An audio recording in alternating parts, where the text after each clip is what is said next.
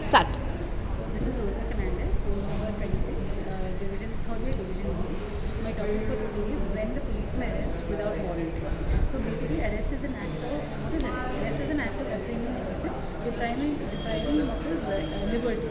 So, according to the Indian Constitution and CrPC code, this cannot be used not liberally, and there has to be a balance between the individual liberty and the people's power to arrest a person for committing crime.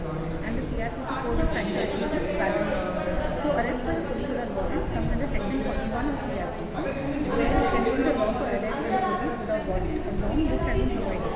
Following are the items in the list. When a person commits a cognizable offence in the presence of a police officer, the cognizable offence is defined in section 2C of the code. A particular offence is designated as a cognizable offence under this particular schedule 1 of the code. Cognizable offences are usually serious in nature. When a reasonable complaint is made against a person and credible information is being received or a reasonable suspicion exists that such a person has committed a cognizable offence, punishable with imprisonment for a term which may be for 7 years or extendable by 7 years with or without a fine, and if the following conditions are satisfied. The police officer has reason to believe based on such a complaint that the information or suspicion that a person has committed the said crime, or the police officer who is arresting is satisfied with the following conditions: to prevent a person from committing an additional crime, or to stop or to facilitate the investigation of the crime, or to ensure that the person is produced in the court, or to stop the person from causing the proof of the crime to disappear or tampering with such evidence, or to restrain the person from inducing or abetting or threatening or giving any false promise to a person to ensure that the witness does not give proper facts to the court, or to stop him from disclosing the facts to the court or police officer, and unless such person is arrested, his presence in the court whenever required cannot be ensured. And the police officer shall record while making such arrest the reasons for his in writing for making the arrest, and even if he does not make the arrest, he has to record the reasons for not making the arrest. Also, against some whom credible information has been received that he has committed a cognizable offence and is punishable by imprisonment for a term that may extend for more than 7 years or without fine.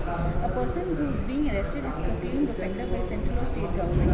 When the person being so arrested is in the position of stolen property, has done some theft or some offence which makes it necessary for him to be arrested. When the person being arrested obstructs a police officer while he is executing his duty, when the person being so arrested has escaped or attempting to escape from the lawful custody, when the person is being arrested is reasonably suspected from being a deserter of any armed force of the Union, when the person being arrested is released convict, commits a breach of any of the rule under subsection 5 or section 356. A requisition is to be made of receipt from any other police officer. The requisition must specify the person to be arrested with the crime that was committed by him. The requisition may be in writing or be real.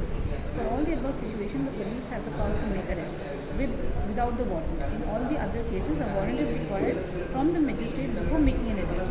There are various other acts like Arms Act, Explosive Act, which confer the powers on police officers to make arrest without the warrant. Here the words reasonable suspicion and credible information have been used to keep a check on the powers of the police. The police cannot arrest on whim or to exact revenge on any arrested person or person whom he seeks to make an arrest on. Now there are some case laws which I would like to discuss. The first case law is State of Maharashtra versus Christian Community Welfare Council of India, where the Supreme Court has dealt on the cases or the issues of arrest or against between dusk and dawn in cases of women offenders. So in that it says that arrest can be made only when there is a woman police officer, and in presence of that officer the reasons for arrest has to be disclosed, and proper care has to be taken when making arrest of a woman. Second case is D.K. Basu versus State of Bengal. Here, what I would like to point is the arrested person has a right to medical treatment or seek medical examination, and also he has a right to meet his lawyer, which was enumerated in this case. With this, I would like to conclude.